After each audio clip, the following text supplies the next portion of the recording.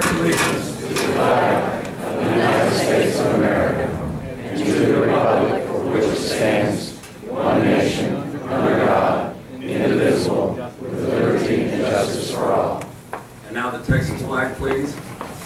Honor the Texas flag. I pledge allegiance to thee, Texas, one state, under God, one and indivisible. Thank you. We're so glad you guys could come tonight. This is the Cypress Coalition's meeting. It is our second one. We had one about a year ago at the Metropolitan Baptist Church dealing with the issue of low-income housing.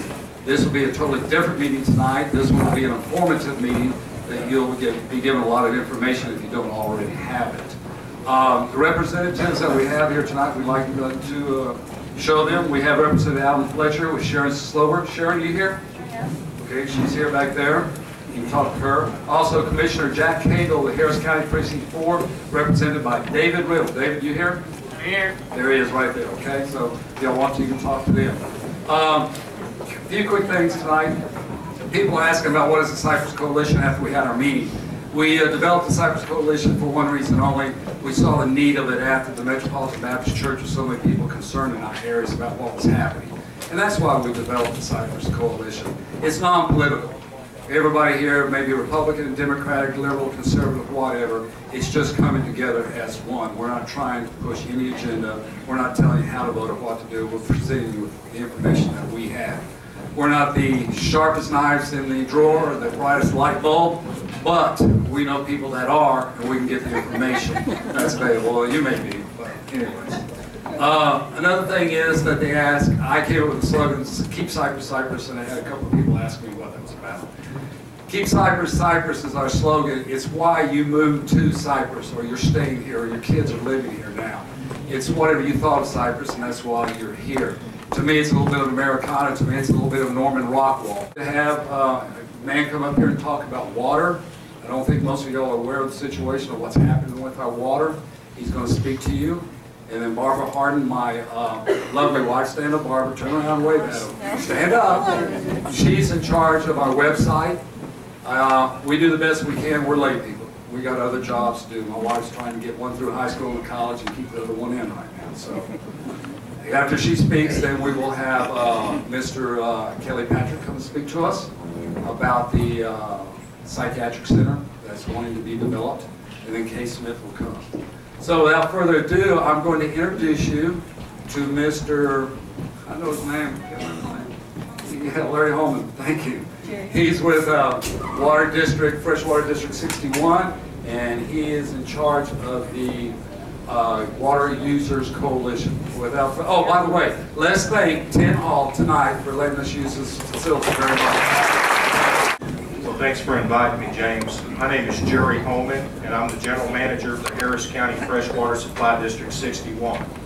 I've been given 15 minutes to discuss water issues and how they affect future development in our area. That's a tough feat. There's a lot going on with water these days. I'm glad to be here. I'm a native Houstonian, and I want to take you back to the 70s because I believe there's some analogies that are real similar to what we have going on today. People were moving to Texas for economic opportunity. It seemed like every fourth vehicle that went by had a license plate from another state. Does that seem familiar with what's going on these days? It does. The people are once again moving to Texas at a record pace. I read an article recently that said in the past 10 years, the population of Texas has increased 29% and growing. Back to the 70s, development. Growth was just leaps and bounds.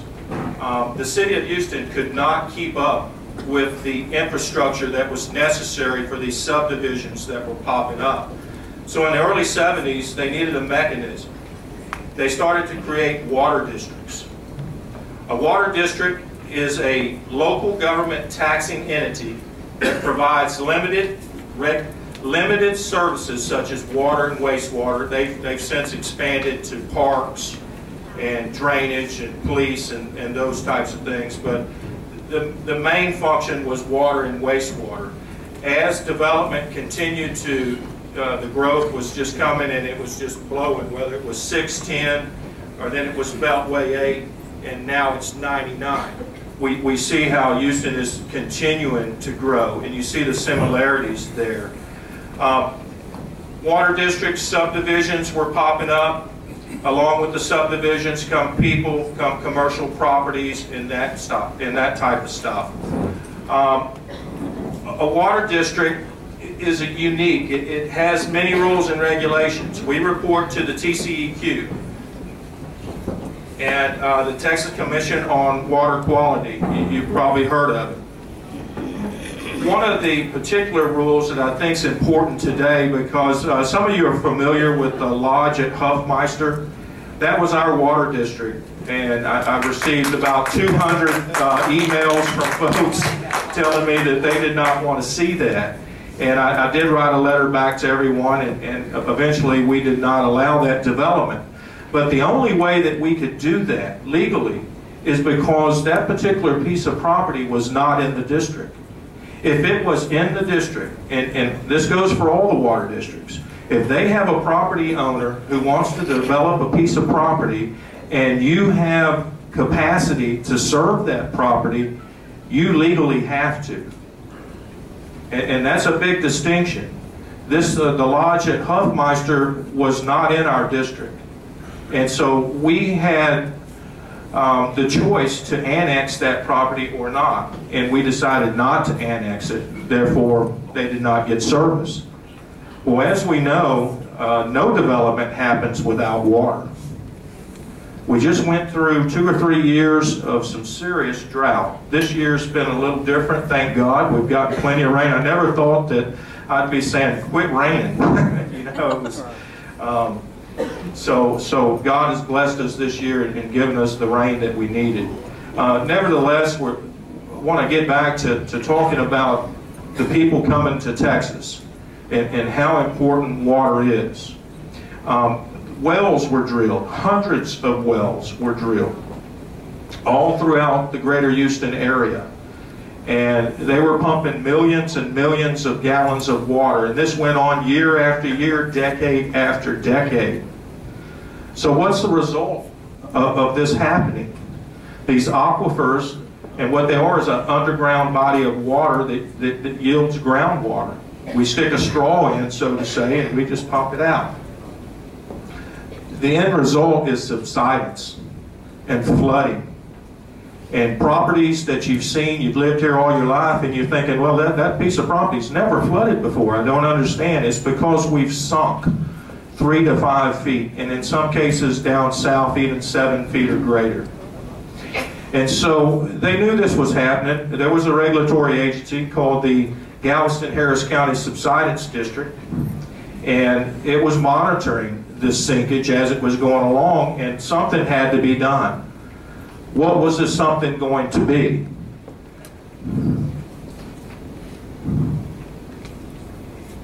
What happened was they put together regulations, and the main one is called the Groundwater Reduction Plan. And what that was, it was an effort by this authority, the Subsidence District, to force municipalities with all of these wells to convert to surface water. Well, how were they going to do that? An example with District 61. Here we are way out in Cypress. We don't have surface water available to us. We really don't. And so there needed to be another mechanism created. Some of you have heard of these, and others may not. And there's several authorities that, excuse this mic, I'm not sure what's happening here. I'm trying to keep it level. There's many authorities. The North Harris County Regional Water Authority. You probably see, if you live in a municipality, you see that as a line item on your bill. In the west, there's the West Harris County Water Authority. There's the San Jacinto River Water Authority. There's several authorities that were created with the sole purpose of conversion to surface water. Now, they were created legislatively, and they have boundaries, and these are elected officials. And the MUDs, how that works is the MUDs have these wells, they have meters on them. As they pump this water out of the ground, they have to pay to the Regional Water Authority. Every 1,000 gallons that they pay this would be Cypress area. Now, we don't receive surface water. We pay $2 per 1,000 gallons. And we pass that through to the customer. Now, our rate is $1.12 per 1,000 gallons, and we're supplying the water. Now, you might ask, well, what are they doing with all this water? Well, they're doing some good things. There's 90-inch pipe coming this way. There's some maps back there that show that, and I don't know exactly what the number is, but I believe they've got half of the districts thus far have already converted to surface water. Most of those are in the Champion area. Now, in the Cypress area, our conversion will be in 2025. And the rate time is going, that's right around the corner, 10 years. It's hard to believe we're in 2015 now, but 10 years is right around the corner, and we'll be hot and heavy in conversion. Over the next 5 years, you'll start to see pipe coming our way if you hadn't already. If you see these big sections of pipe being dug and coming in, again, there's a map back there that shows the direction, where the pipe's coming from, and so forth. I like to say these water authorities were a necessary evil. And what I mean by that is not that they're evil. I'm not big on big government. I think it's another layer of bureaucracy that it just complicates things. Sometimes it's necessary. We've got to keep it simple. We really do. $2 per 1,000 gallons. The average bill is based off of 10,000 gallons. That's a family of four people. You look at $50, $60. That's going to double. That's going to triple. Some of the words we're hearing are the prices are, at first we're going to jump to $4, and it'll be an incremental stage. But in the next 10 years, you can see the water authorities charging $4 to $6 per 1,000 gallons. So your water bill is definitely going to go up. There's a big difference between surface water and groundwater. Groundwater has some aesthetic issues periodically with color and so forth, but for the most part, groundwater is very quality. Surface water is much more difficult to treat. There's a lot more chemicals involved. Doesn't mean it's not safe. It's certainly safe to drink, but you will definitely notice a difference. I want to switch gears to a water user coalition. District 61, we're real active. We actually supported the Regional Water Authority years back and still support it today. About 9 months ago, we attempted to form some committees with the Water Authority. And unfortunately, they weren't very interested in what we had to say. We went back to them and said, hey, you know, we think this would be a good idea if we formed some committees and work on some issues. We felt like we were a major stakeholder. We're one of the largest districts in the state, and we send about $1.4 million a year. They really didn't see a need to form a committee, thought it would be a waste of time. So that kind of put us in motion. We formed our own committee and coalition. And it's called the Water User Coalition. And we're asking you guys, you've seen some handouts that I gave you today. There's a sheet on there that talks about what the Water User Coalition is. And we currently have 48 utility districts that have joined our coalition. We've got 122 elected officials. And our next step, we're hoping to get 20,000 people that are part of our coalition as a first step. We're going to go to all of these utility districts and ask them to do mail-outs to all of their customers, because we believe that we are a stakeholder, and the only way that these guys are going to listen to us and give us a seat at the table is if we can get 20,000 people to show up, just like tonight. I'm not sure how many people are here, but there's certainly over 500, and you can make a difference, and we need your help. We're a water purveyor. We have right at 25,000 people in District 61. We're located off of Cypress, North Houston. And all of these other 48 districts that have joined our group, we're not anti-water authority. We're certainly not. We know that they have a job to do, and they've done some good things. One thing that they've done in the face of this drought, the San Jacinto River was basically dried up other than the sewer treatment plants that were feeding to it. Lake Houston, we were having a serious issue. What are you going to do with surface water? Well, people were running their wells is what they were doing. Well, they've got a project called the Lucy Bayou Project. And what that is, it's an interbasin transfer. And what they're doing is they're going to be able to transfer water from the Trinity River to the San Jacinto River, which will go into Lake Houston, which will give us 2 different avenues to get water. Sometimes it's raining up in Dallas and we're not seeing any part of it. And all that water in the Trinity, when we were really suffering in a drought condition, was going straight to the ocean. So that's a good thing that they're doing. And so they've got some good ideas. We're certainly not here to knock them, but we want to be partners with them. And we're here to stay, and we need folks like you to join our coalition and help us out in that respect. Now, I want to talk a little bit about cooperation. I'm going to try to use my full 15 minutes. I've got 4 left. District 61, something that we've been able to do here recently. Our office, again, is right there off Cypress, North Houston. We've been under construction for a year. We're moving into our new building this week, and we'll be open on Monday. And then we've got another 2 months of tearing our old building down and finishing our back parking lot. But the front building there, we were able to do a cooperative effort with the Sheriff's Department. And what does that mean to the Cypress community? It's a satellite location. We're going to have a lot more presence of officers from the Harris County Sheriff's Department in our area. They'll be able to respond to calls sooner. And this was just a cooperative effort that we worked on together, the MUD District and the Sheriff's Department. And you'll see the police cars there. I think they're moving in May. So we're very excited about that. And that's what local governments can do when they work together.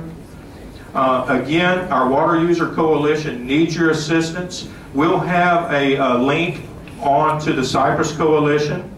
So you can go in and you can sign up online. I just want to assure you, we're like these guys. We're just trying to do something good for the community and the water industry. We're not going to give your information out, sell it, give it to anybody. All it is a communication point where we can tell you what's going on with water.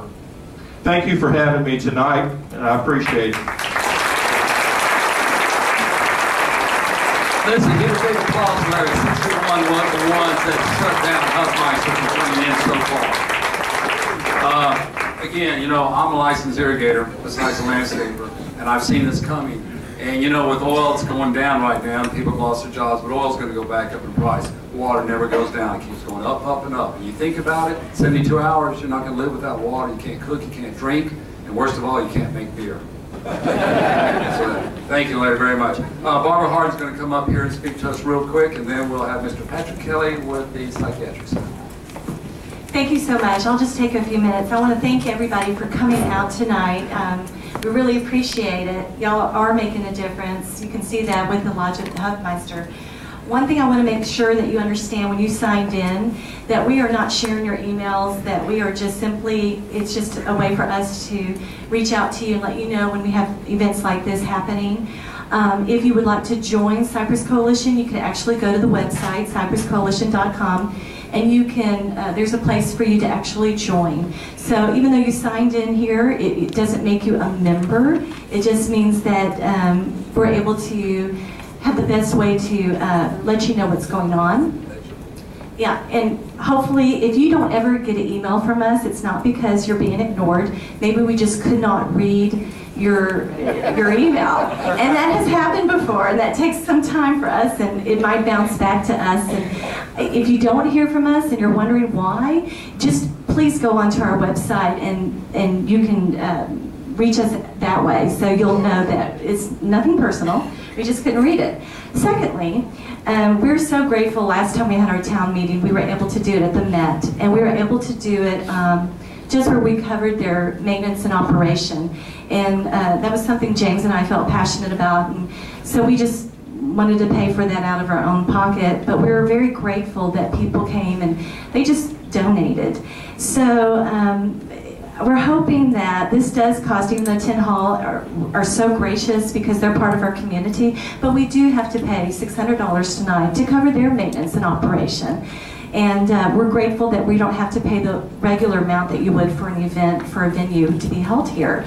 So I do have, back in the back, looks like it says Aggies, but it's actually a little bucket for donations. If you feel led to donate something tonight, it would be gratefully appreciated. It would certainly go towards Cypress Coalition. If you don't have cash, which I usually don't, we do take checks, and it would just be to Cypress Coalition because we are in the process. We've already formed our paperwork and turned it in as a nonprofit 501c3. So we would be accepting checks to Cypress Coalition. It's just whatever you feel led to do would be gratefully appreciated, and I promise we will be good stewards of your donation, and it will go to simply things like this. For Kay, who had to send out letters because we couldn't read your email address that we sent through the mail, that used her stamps, and those are, it doesn't sound like much, but after a while that does add up to a cost for us, and we're just strictly volunteers trying to be just lay people trying to help out around here. So I thank you for your time. Real quick about Lodge and Huffmeister, we don't know. They haven't started, they haven't stopped. They haven't bought the property as far as I understand. They haven't used their tax credits. It's in limbo. What we believe is happening is when Barbara and Kay, they went for y'all to the state capitol on the day that they were going to award the bids. And you never seen a lady as nervous as my wife. I understood. I wasn't there when she had to go down and talk in front of all these people. But they have 2 properties in development. I think they have the number 2 and number 7 positions. There are like 15 developments that were awarded. 7 were guaranteed. We're not. No. Okay. Okay. Well, she told me shut up. Okay. So, but anyways, we don't know where they stand. They're not starting. They're not stopping. But we're still watching them very closely. So without further ado, Mr. Patrick Kelly is going to talk to you about the Psychiatric Center.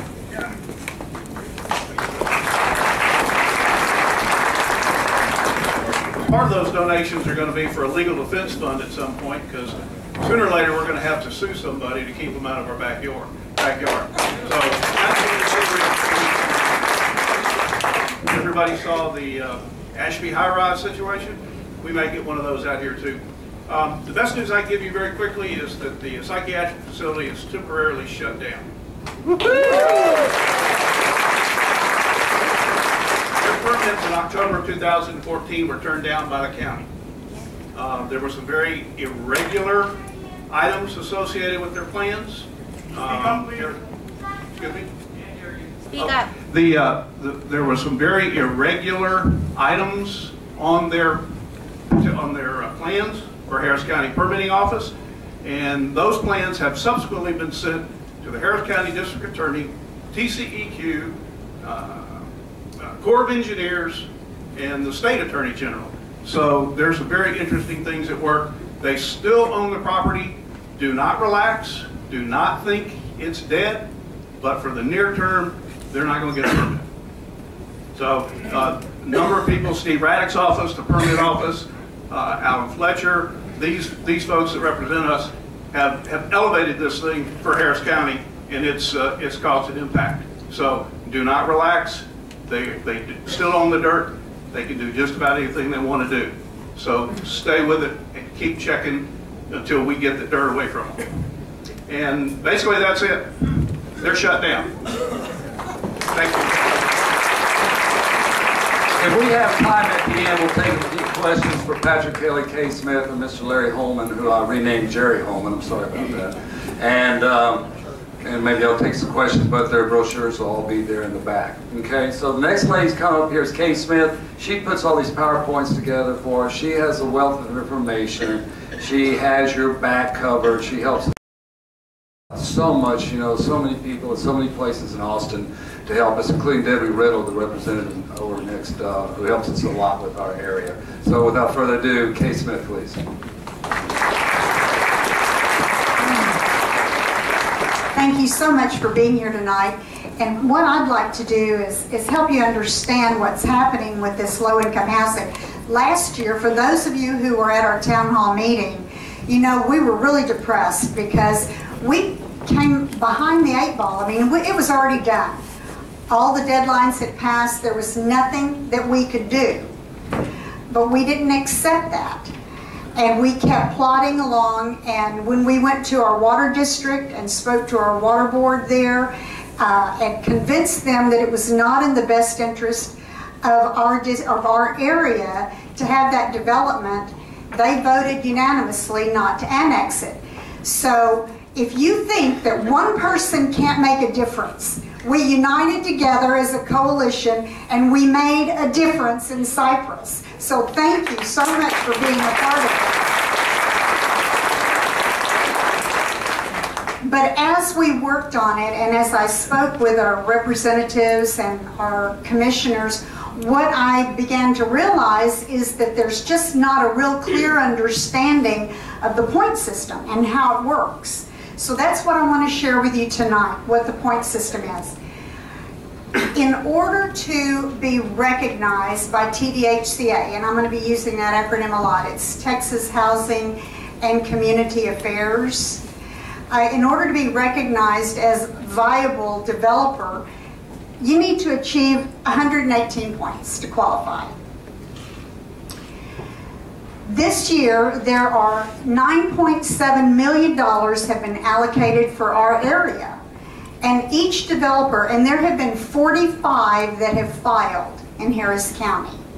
And of that 45 that have filed, 22 of them have said that they're for the elderly. Keep that in mind, because we're going to discuss that problem. Each developer is seeking approximately $1.5 million. So what that means to our area is there's probably only going to be 6 funded. Just like last year, the top 6 were funded. Last year, the highest point achieved was 133 points. The lowest points that was funded, okay, in that top 6 category was 125. So the developers are funded based on, they can be funded or lose based on a single point, and that's why the points are so important. And we have 1 or 2 developers here tonight that would be happy to answer questions that you might have about that. This is a developer self-scoring system. This is how they try to get to those 118 points that they need. And if you want, we can discuss each one of these categories, but basically some of them are a little iffy and a little sketchy. But this is how the developers go, and they look at the area and they determine things like, is this a predominantly white area? They're going to get more points for that. Is this a higher to middle income area? They will get more points for that. Is this in a area that has an elementary school? They get points for that. Is it near a daycare center? They get points for that. Is there a grocery store close by? They'll get points for that. There's all sorts of things that go into this self-scoring that they say, and you'll notice this developer, when I pulled it off of one of the current ones, he actually said 0 points for underserved, because we are not underserved in low-income housing out here. So he was honest enough to put 0, this one, but the other ones didn't do that. So they might get over the 118 points. Now what happens when they get their 118 points? They need to get more, because we know he who has the most points wins. So now they've got to go and get more points. Where do those points come from? They come from the community. We are a coalition and we're registered with the state. Now we found out that there's a problem with that, because if we write a letter of support, we can add 8 points to that score. If our coalition would write a letter of support, we can affect 8 points. If we neglect to write a letter at all, they're going to get 4 points. If we just don't write a letter, they're going to get 4 points from us. If we write a letter in opposition, they get 0 points. We cannot affect them negatively. This is called a gotcha. This is a real gotcha because we cannot take points away. We can only add points. I spoke with several developers this week. They came to my office and we talked about this particular situation, and they say they really need our points. They want our points because that's how they get higher. So they will come after organizations like ours to try to get points. There are letters written by Goodwill. Goodwill may not be physically located near there, but they are an organization that is recognized by the state, and so they will get points from Goodwill for writing a letter of support. They will get points for a letter written by the Archdiocese or any other recognized organization by the state. So the developers will go after those points. Now up here it says, last session, 2013, the 83rd legislative session, the senators in our state decided that they didn't want to be burdened with this anymore. They wanted to do away with their points. And they voted to do away with their points. The interesting thing about that is a state representative or a senator, if they write a letter of support, they would add 8 points. But if they wrote a letter of opposition, it would subtract 8 points. Okay? And the senators gave up their right to represent us and do that. So now what do we have? We have our state representatives. They have 8 points, and if they write a letter of support, it's going to add 8 points. If they write a letter of opposition, it's going to subtract 8 points. Does that mean that it automatically kills them? No. But it makes it more difficult because now they've got a whole lot more ground to make up, and a lot of developers just don't see that fight. They don't see the need to get in there for that fight if they lose those 8 points. We also have our county commissioner. Our county commissioner, and David Riddle, you're in here. I think the county commissioner has 3 points. Am I correct? You're correct with 3 points. 3 points. So if the county commissioner were to write a letter of support, it would add 3 points. If the county commissioner writes the letter of opposition, it would subtract 3 points. So between our state representative and our county commissioner, 11 points. Okay?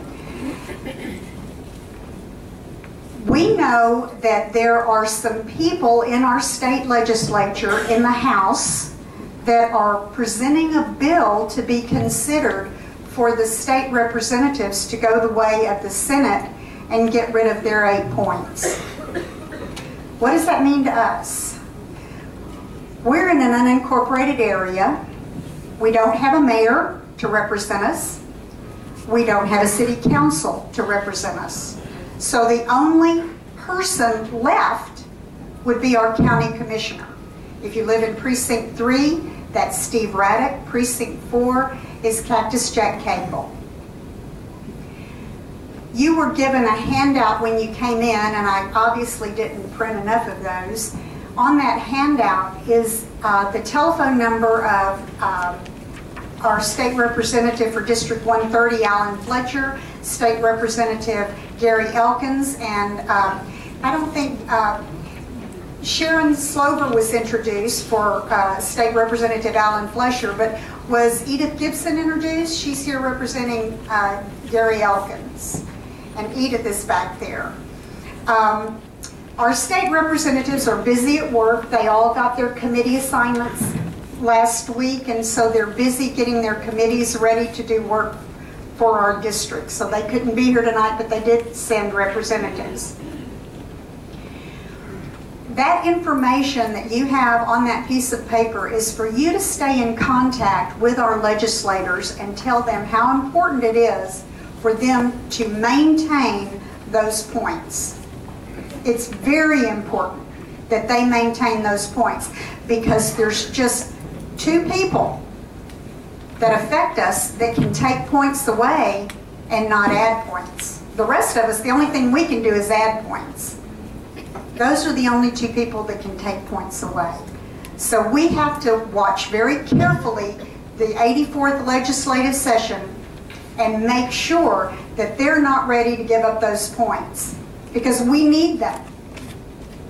Now, I did speak with Representative Riddle, and she's District 150, next door to us, and she is trying to present a bill that if they do vote to take away their 8 points, that it would put a dome of protection over unincorporated areas like ours.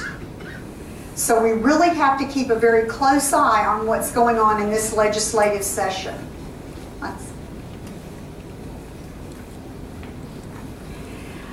I put this slide up here because I wanted you to see, and it hasn't changed since 2012.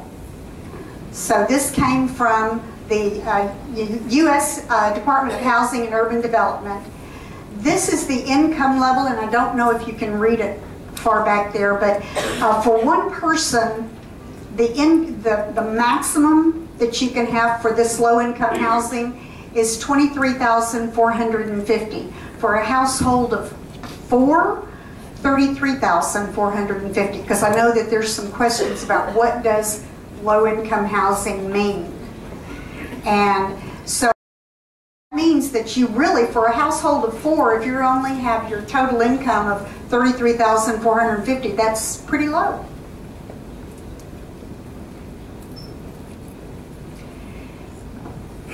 Why have we seen the influx of all these developments that are being proposed for our area? I mean, they're just suddenly, it's just one right after another. And it's because anytime you pass really good legislation, somebody out there is going to mess it up.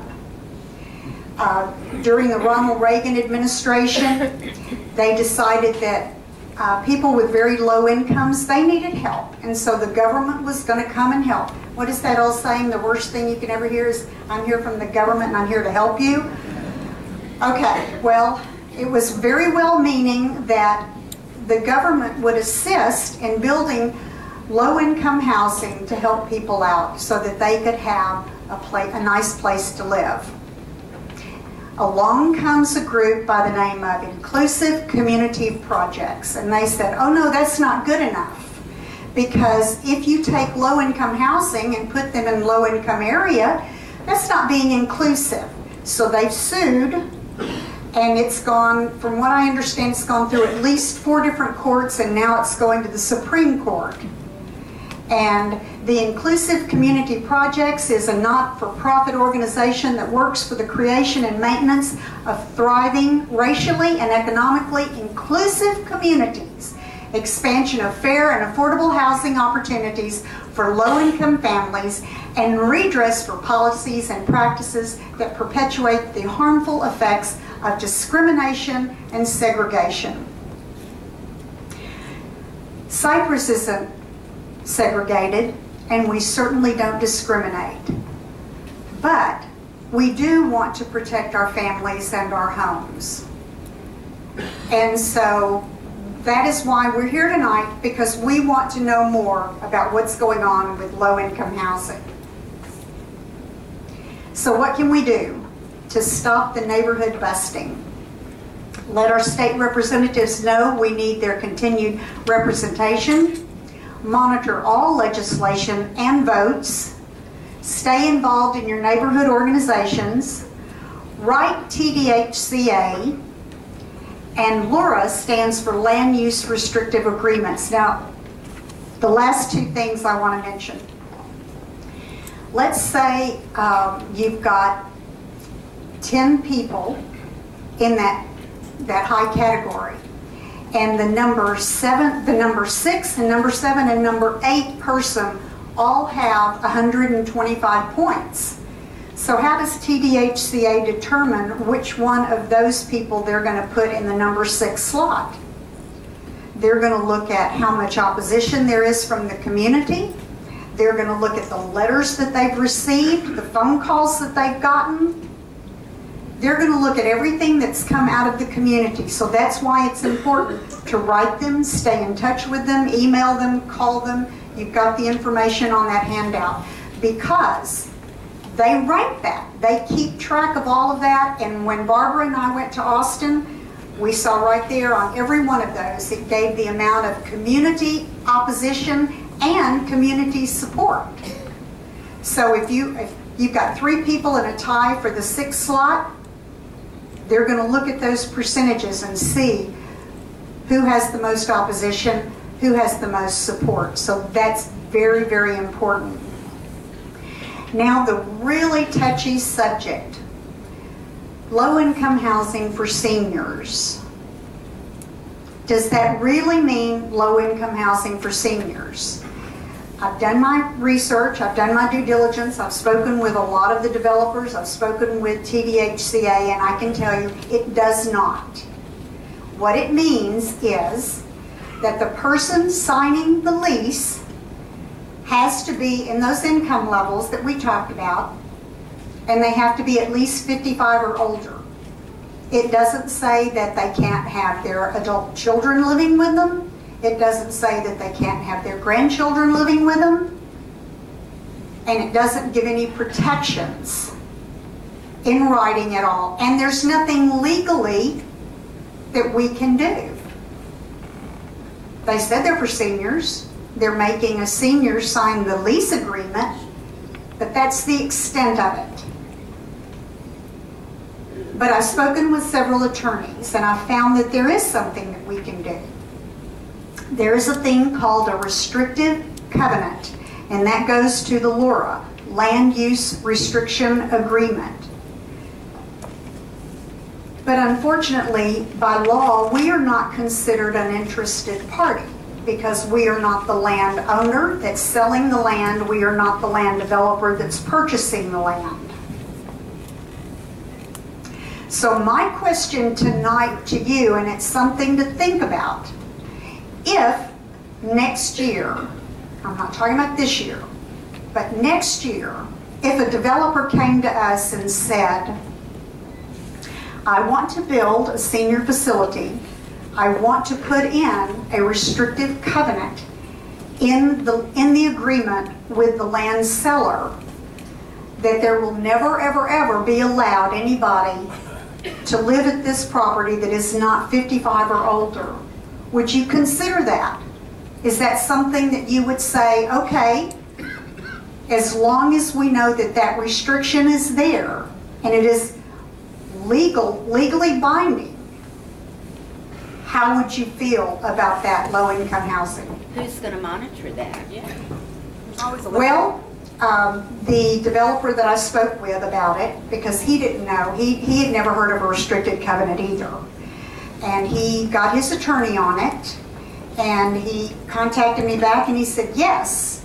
Now, the difference is, he cannot do it for the one he did file for this year, because all of his paperwork's already been filed, it's already in.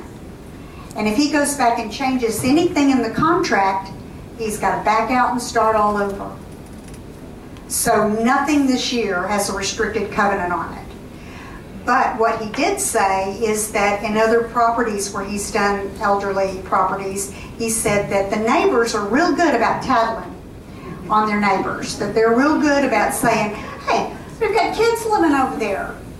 So it's either going to have to be a management thing or, you know, there would have to be oversight. There would have to be some kind of oversight.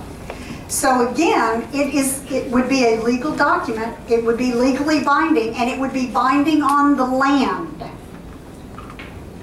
But we don't have any of those this year. So that's something to think about while we're talking about the rest of this, because I think I want to see a show of hands toward the end of this, what y'all are thinking about. This is the map inside the lines for House District 135. That's Representative Gary Elkins' district. I was seriously trying to find all the low-income housing that's already in this district so that I could map it out. This is just where I got started. I didn't get them all in there. But this is where we do have low-income housing already in that area. This is House District 130. That's Representative Alan Fletcher. Again, I didn't get everything done. I apologize, just ran out of time. But you can see that we have no shortage of low-income housing in our area. This is District 130. Justin Hartz, he's here. Justin, he's here to answer questions about this property if y'all have them tonight. Representative Fletcher has already written a letter that he will not support this development, which will subtract 8 points.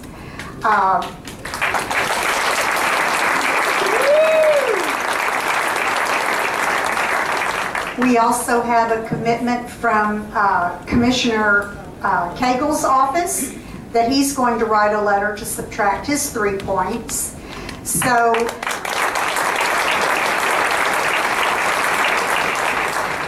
and again, yes, that's wonderful, but that doesn't mean that they can't come back from it.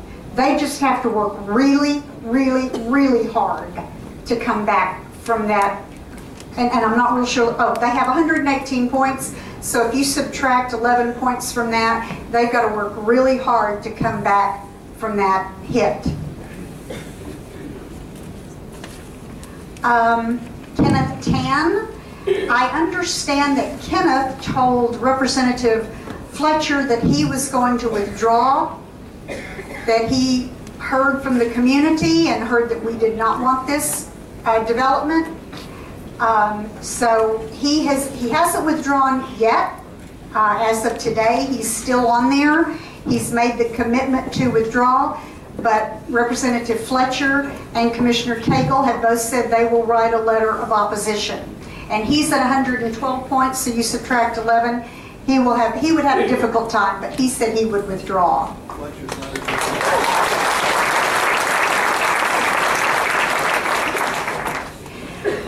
District 135. Michael Robinson was one of the developers I met with. This one is the one that he said was going to be for seniors, and he was the one that had not heard of a restrictive covenant. He has got his attorneys working on it.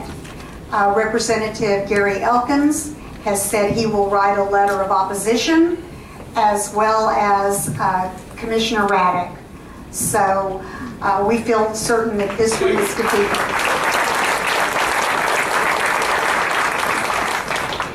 Again, this is in, I got too far? Okay, yes. Okay, this is also in Gary Elkins' district. He said he would write a letter of opposition. Now the interesting thing, I don't know how many people know the at Cypress apartments that were done right there at Huffmeister in Cypress, North Houston. It's supposed behind the CVS, supposed to be a senior facility. It was done by AmCal Housing out of California. This gentleman represents AmCal Housing out of California. He got the first one in. We're not going to let him get a second or a third. But I did speak with Commissioner Raddick, and he told me that there were irregularities with his paperwork, and so they were not being supportive of this at all. So that means between Representative Elkins and Commissioner Raddick, we subtract 11 points. Villages of Cypress. And then this is the exact same developer who has filed for this one just a little bit over from us at Jones Road, Wood Edge Drive. That actually happens to be in Patricia Harless's district. They sent notices on January 29th to all of the state representatives and all of the commissioners. And Patricia Harless has already written a letter against this property. They've already got it. And I know that Commissioner Cagle will not support this one either. And this is the last one I have for you. Developer Stuart Shaw was in my office. I met with him. He called me earlier. He said he's withdrawing. So we have dodged a bullet this year. We have really dodged a bullet. I mean, it's all good news. All good news at this point. That takes care of us. Now, if y'all have any questions, I think we did really good on time, but if y'all have questions, we've got Jerry Holman here, we've got Kelly here, Patrick Kelly, and also, what do y'all think about the senior housing if they presented with a restricted covenant? Okay, so it's 5 till 8, 8 till 8. We'll take a few questions real quick for Patrick Kelly, for Kay Smith, and I've been corrected again by my wife, Jerry Holman. Jerry. I'm sorry, dude. I know you're not. I don't know if I got married. So anyway, any questions? Go ahead. Yes, sir. On your restricted covenant, who's going to be the person that enforces it? Who's the beneficiary? Yeah, that's the problem, because it is a legally binding document, and it is the only protection that we could have. But because we are not an interested party, that means that we really can't do anything. It's going to have to, unless we have residents that would notify that the lease is being broken, the lease agreement would be broken. Hey, real quick, as you leave, folks, we don't, I'm Southern Baptist, like to say this. We don't act like a bunch of Southern Baptists, but we really need donations. If everybody can just throw in $2 to help us pay for this, you know, I can say that I'm Southern Baptist. Next question up here in the front, Kelly.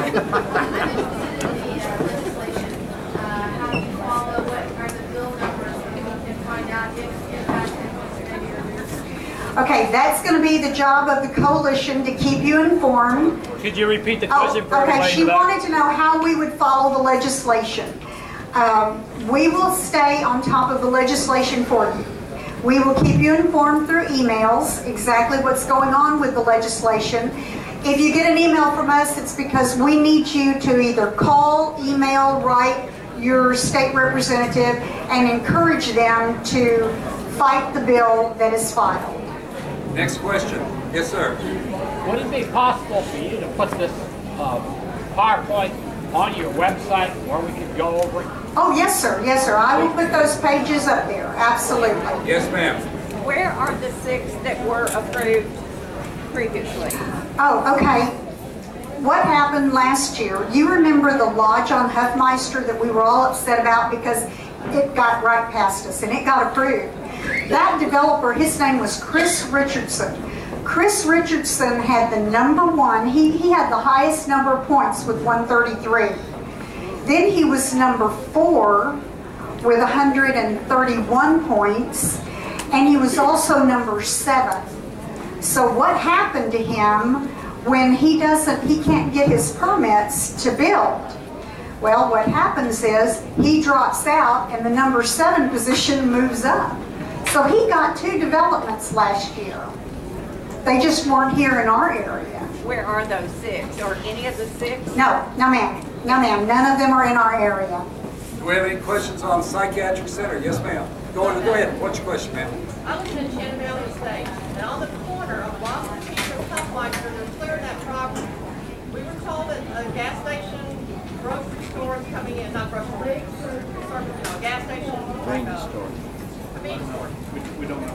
But the lady that lives next door to that property sent a letter and wanted to know if she was going to ever have livestock there, and she said yeah, because they cannot put in water or sewer that close to livestock. We're not getting them the water. What's coming in there? I'm a commercial broker. I live here in Cypress. I've been in Lakewood Glen for 18 years. We don't know anything about that tract. It's 1.6 acres. They have no sanitary sewer service. They have no water. I tried to get Enchanted Valley to let us run a water line there. I represented that seller for a period of time. He wanted a ridiculous amount of money. I don't know what's going there. It could very well be a service station. Hard to say. There's just no way of knowing.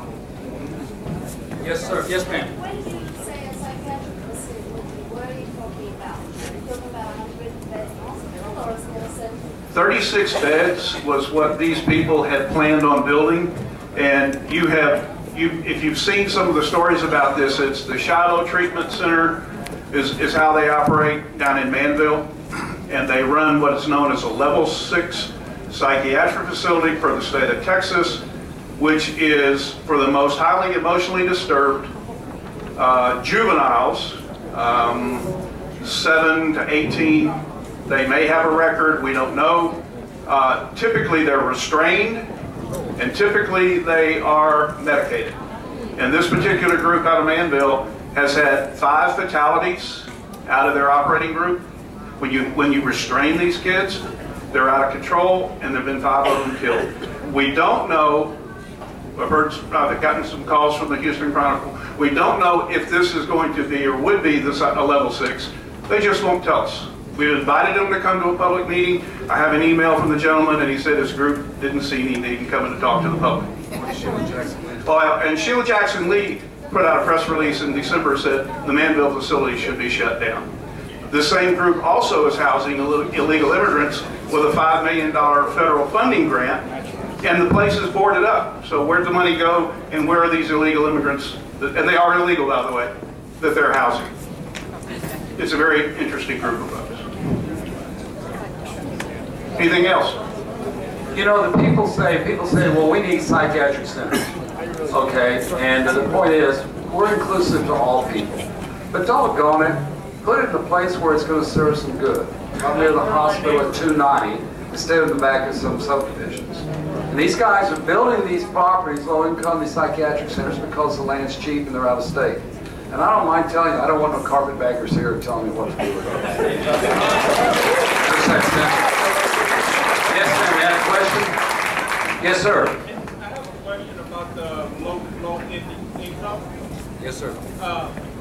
The one that was going on Grant and all these that got to their feet needed, is there anything that they can come back next year and try to get approved for an A property or B properties, open up, and a couple years down the road start downgrading it? They can file every year, every single year, and that's why the coalition, what we did this year is we watched very closely the moment those applications came in. That was when we got to work.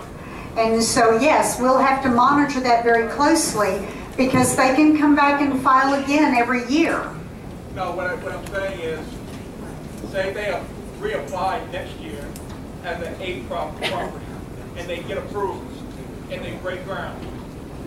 Once the apartment complex is operational and is fully occupied, can they then start downgrading the apartment complex until it gets to a low income level? Well, I don't want to speak for a developer and what they're doing. We do have a couple of developers here if they'd like to come up and answer some questions. Where are they? You know what happened last time we did that? Well, they did come tonight. Yep, they're here. Okay. Okay. Real quick on the lodge at Huffmeister, it was real surprising. For y'all that were there last year at the Met, the guy talked about his facility and how great it was and everything. And then when we went to the water board meeting, the water usage 61, our eyes were wide open because they didn't tell us there's a phase 2 to that phase 1 that they never told you about at the first meeting. That was the first phase of 2 phases that they wanted to put in. So these people are slick. It's not their first rodeo, and it won't be their last. And so we as people have got to fight back. And our state reps, our state senators tell us how Cypress, Tomball, and the area goes. So goes Harris County. So goes the state. So you people being here should be real proud of yourself for doing what y'all done. Exactly. One of the other things that I have brochures that the developers that I met with all brought me brochures in to tell me about what they were planning. And I looked at them, and one of the most interesting things I found was they had done twice as many developments in Harris County as they had anywhere else in the state. And I pointed that out to them. I found that was very odd. But I also told them, I said, This is a really nice brochure, but you're not going to sell me on this with pretty pictures. Because that's all this is a pretty picture. And I think that I helped them understand that they had a real uphill struggle with our community because they're not going to sell us on pretty pictures, their ideas of pretty pictures. Because we live here. We know how this area has changed. And what we're trying to do is keep Cypress, Cypress. So, are there any more questions? Yes, sir. We want to thank the Cypress Coalition for all your hard work. I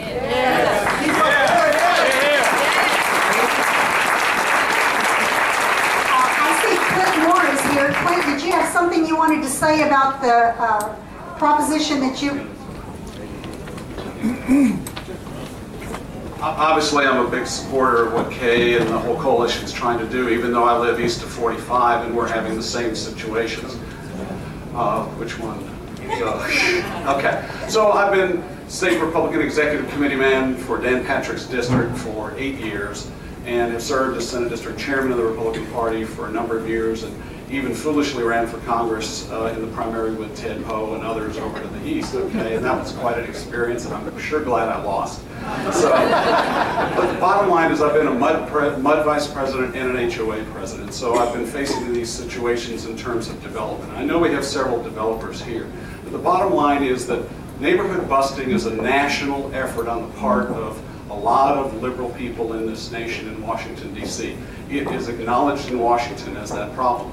So how do we deal with it? How do we protect ourselves? Well, one of the ways you can do it, your HOAs don't typically have much money, but your MUDs might, especially if your MUDs have special purpose, or what the SPA is thing, which is basically they're getting half a cent on the sales tax if they were part of those agreements with the city on the major roads. What you can do, if you look at maps of our neighborhoods, you see all these little tracts of land. You were talking about one with 1.3 acres and half an acre and stuff. Unfortunately, many of those become targets for this development as well as many warehouses and other things. One of the things that's just started in the last year or two with some of the MUDs is buying that land cheap. Now, the developers all want, you know, have grandiose dreams, but a lot of them have been sitting on this land for over 10 years or more. And in the end, if we can get MUDs to basically start with the neighborhoods and protect our neighborhoods by buying the land, maybe planting southern pine trees like you do if you're a timber harvester or whatever, we can develop buffers around these places. So that's my personal viewpoint on how to handle that. I'm also have designed a draft which I'm going to be circulating to our state representatives, to our state senators, specifically in this upcoming session. It's a pledge, and I'll just read it to you, which we discussed at the coalition meeting the other night. And essentially, what I'm going to be asking them, and this may not be the final draft, I'm sure it'll be subject to some negotiation, it's a Texas legislator pledge to defend existing state law providing all legislators with 8 or more negative or positive points to file and report in opposition to or support of government-subsidized low-income housing projects in their district. We, the undersigned Texas state legislators, do hereby pledge to preserve, protect, and defend all existing state law that provides legislators with the authority to negatively or positively rate with 8 or more points and thereby impact applications for subsidized low-income housing projects. We also pledge to oppose any legislation that contributes further to neighborhood busting, which is also being lobbied for via HUD rules like affirmatively furthering fair housing and by non-government organizations like the Inclusive Communities Project that Kay talked about. This may not be the final draft, but I'm sure going to be taking something like this to every legislator that we've been talking about here tonight. The other thing that I'm looking into is the money trail.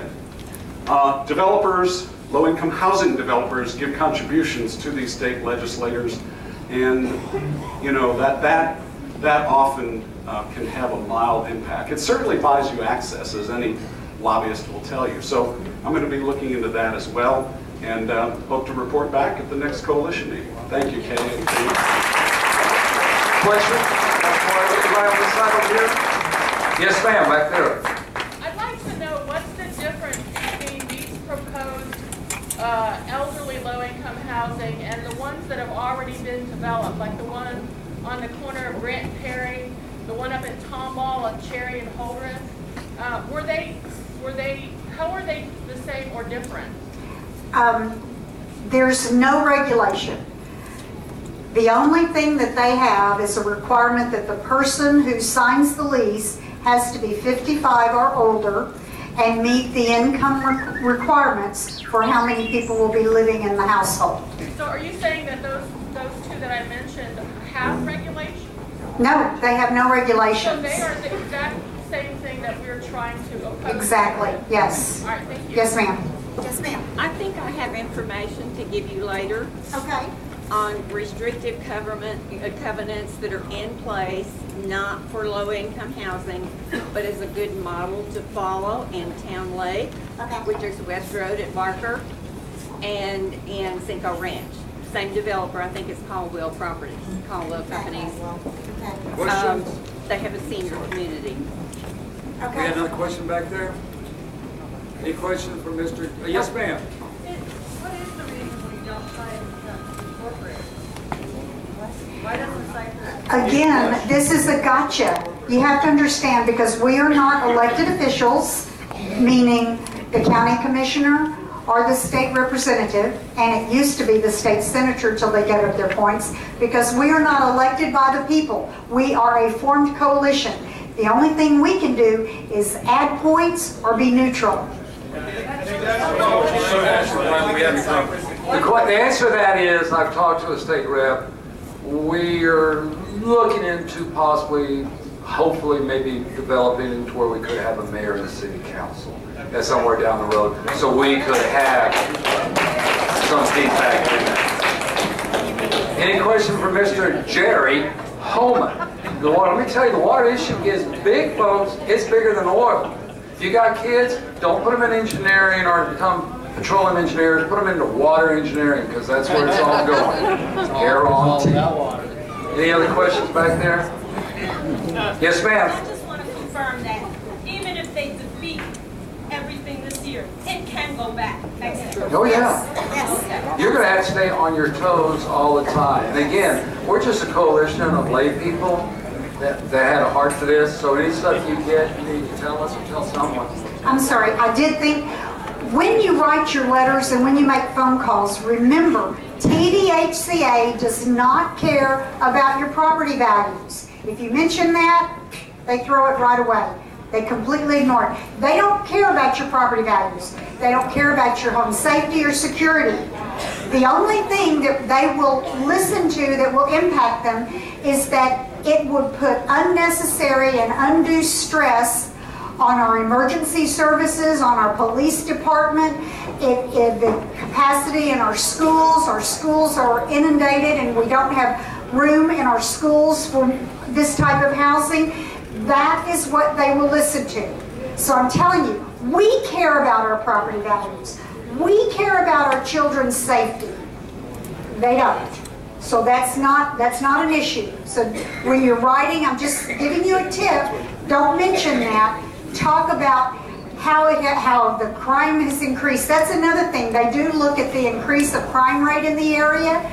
Talk about the increased crime rate in the area. Talk about the emergency services and our schools and how this puts an unnecessary burden on them because we're filled to capacity. And the other thing that I really wasn't sure if I was going to mention this or not, but I went to our fire department because they can write a letter of opposition. Fire department can. Our fire chief refused to write a letter of opposition. She feels as if she can service as many apartment complexes as they want to build out here without any problem. She wouldn't even talk to me about it. She dismissed me out of hand saying that, no, we can handle them. I said, but you only have a limited number of fire trucks and emergency trucks. She said, well, we take them as they come in. So if all of them are out on a call and you call for them, you're just going to have to wait. Are you talking about Cypress? That person elected? Cypress. She was appointed. Which one is it? Cypress or Cypress? She doesn't want to do that. You can look it up. Yeah, you can look it up. Everything's accessible. Hey, real quick, back to the water issue. I have friends who live up in Windrose, and they're on the surface water. and they say it stunk. It's horrible. And it's not a reflection of other mud districts or the fresh water, but it's not good. And it's really, really going to even be worse. So, okay.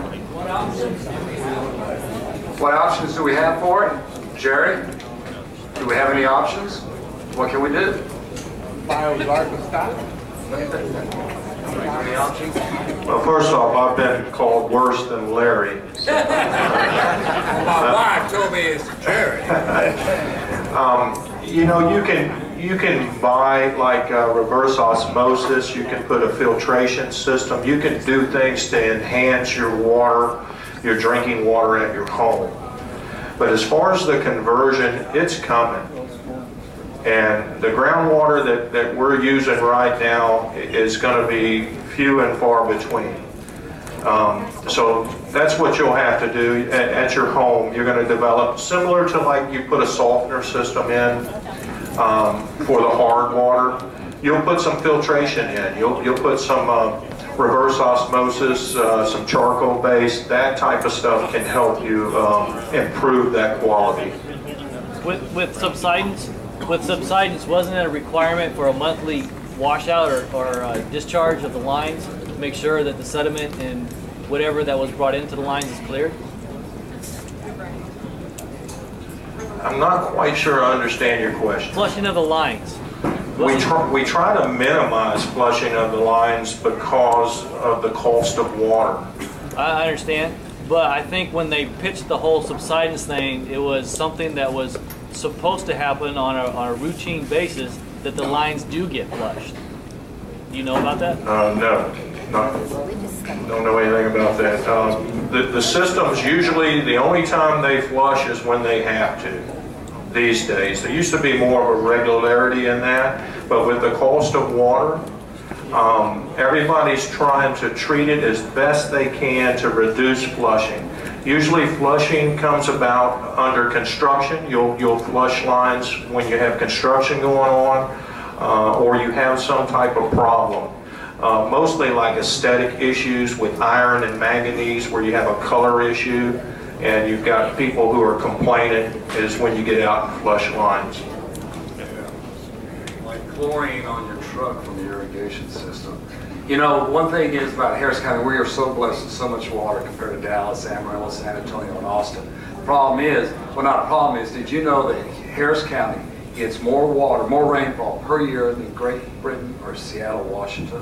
They just stay in a fog in the days. I mean, when it rains, we have what we call frog sprinklers, okay? But we get more rain, but the problem is we got so many people moving down here. And Jerry had said at one of the meetings is, they haven't decided, but this North Harris County Authority may want to shut you guys down on the wells, and you want to keep them going in case we do go through a drought and Lake Houston and Trinity can't supply the water. What's the story about it? No, that's not necessarily so. I think the Regional Water Authority, what they're doing is they're trying to implement the groundwater reduction plan that's been put in place. Now, some districts have decided to not do repairs to their wells or go ahead and close them in. That was the individual district that may have done that. The smart districts are keeping their wells up and running and going ahead and footing the bill. Because as we've seen the last 2 or 3 years, a drought happens and all of a sudden the water is not so plentiful, regardless if it's surface water. At least you would have the groundwater available. And by the way, since the Jersey Village water wells have been shut down, a lot of people don't know what those are, but those were some big wells out there that the city of Houston will run at 24 hours a day. Our water table has improved over the past 10 years, upwards of 25 to 30 feet recharge. That is big improvement. So there's a lot of good things going. Now, as far as shutting wells down, the authority has asked several of the districts that are currently on surface water, they can only run their wells a limited amount of production there because they're trying to meet the percentage requirements. We go back to the groundwater reduction. What has to happen is it's a percentage basis, 70%, and I believe it goes to I think it's 50%, and then eventually 20%. of groundwater versus surface water. Now, I might be mistaken on those exact percentages, but it's somewhere there close. Yes, these guys cannot continue to pump groundwater because it throws the groundwater reduction plan off, if that answers your question.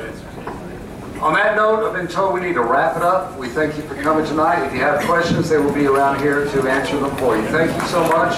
Appreciate it.